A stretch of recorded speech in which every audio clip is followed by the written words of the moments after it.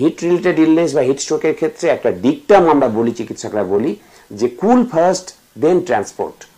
Stroke যখন মানুষের হয় তখন সাধারণত আর ঘামবার মতো পরিস্থিতি থাকে না, বেশিরভাগ ক্ষেত্রে ড্রাই স্কিন হয়ে যায় এবং এই শ্বাস ঘন ঘন হলেও ব্লাড প্রেশার কমে গেল, হৃদস্পন্দনের গতি একটু কমে গেল এবং তখন আনকনসিয়াস হয়ে যায়, কারো কারো খিঁচুনি হয়, কেউ কেউ ভুল বকতে থাকেন, অর্থাৎ ব্রেন ফাংশন ঠিকমতো হয় না এবং কখনো কখনো অজ্ঞান হয়ে যান বা কোমাতে চলে যান। এই ধরনের পরিস্থিতি হলে আর বাড়িতে চিকিৎসা করা সম্ভবই নয়, তখন তাকে হাসপাতালে নিয়ে গিয়ে দ্রুত কুলিং করতে, অ্যাগ্রেসিভ কুলিং আমরা বলি। হিট এক্সারশন বা হিট স্ট্রোকের যে কটা সিমটম আছে তার মধ্যে একটা অবশ্যই ডায়রিয়া, এবং সেটা খুব কমন না হলেও একেবারে হয় না তা নয়। আমরা বেশ কিছু পেশেন্টের ক্ষেত্রে দেখছি যে তারা ডায়রিয়াও সঙ্গে থাকছে অন্যান্য সিমটমের সঙ্গে, কিন্তু কিছুটা করে ওআরএসও খেতে হবে।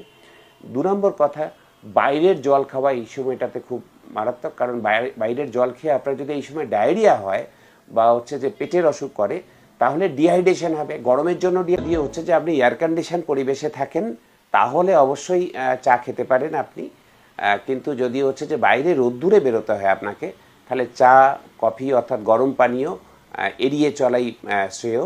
সেক্ষেত্রে তার বদলে পানীয় অর্থাৎ তরল পানীয় যেগুলো ঠান্ডা, অর্থাৎ আপনি লস্যি খেতে পারেন, আপনি ডাবের জল খেতে পারেন, যদি সেটা ছায়াতে থাকে, ডাবগুলো রাখা থাকে, রোদ্দুরে রাখা থাকলে নয় অবশ্যই। আপনি ফলের রস চাইলে খেতে পারেন যদি সেটা হাইজিনিক্যালি তৈরি হয়।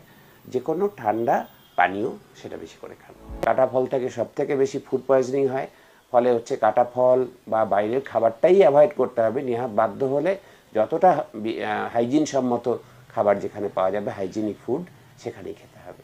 ব্যক্তি মানুষের পাশাপাশি সরকারের যে করণীয়গুলো, একটা করে বাতানুকূল বাসস্ট্যান্ড বা বাসস্ট্যান্ডে একটা করে বাতানুকূল ঘর, সাংসদ তহবিল আছে, বিধায়ক তহবিল আছে, এত কিছু করেন যে যারা, তারা করতে পারেন, পুরসভা দায়িত্ব নিয়ে করতে পারে। কোল্ড পেভমেন্ট, পৃথিবীর সব উন্নত শহরে এখন শীতল ফুটপাথ চালু হয়ে গেছে।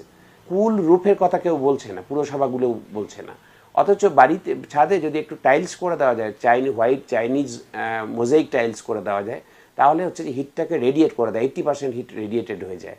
ছাদ, বাড়ির দেওয়াল এগুলোকে যদি চুনকাম করে রাখা হয় তাহলেও হিট অনেকটা বিকিরণ হয়ে যায়, অর্থাৎ ঘরের ভিতরটা ঠান্ডা থাকে। তার সাথে ধরুন যে এয়ার কন্ডিশন অ্যাম্বুলেন্স প্রত্যেকটা হাসপাতালের জন্য সরকারের ব্যবস্থা করাই উচিত। ধাতব যে অ্যাম্বুলেন্স রোদে দাঁড়িয়ে গরম হয়ে গেছে, সেখানে হিটস্ট্রোকের পেশেন্ট আপনি তুলবেন, যে তোলা মাত্র ওই ট্রান্সপোর্ট কলকাতার যে ট্রাফিক আছে তাতে হাসপাতাল পৌঁছানোর আগেই তার প্রাণ সংশয় হয়ে যাবে।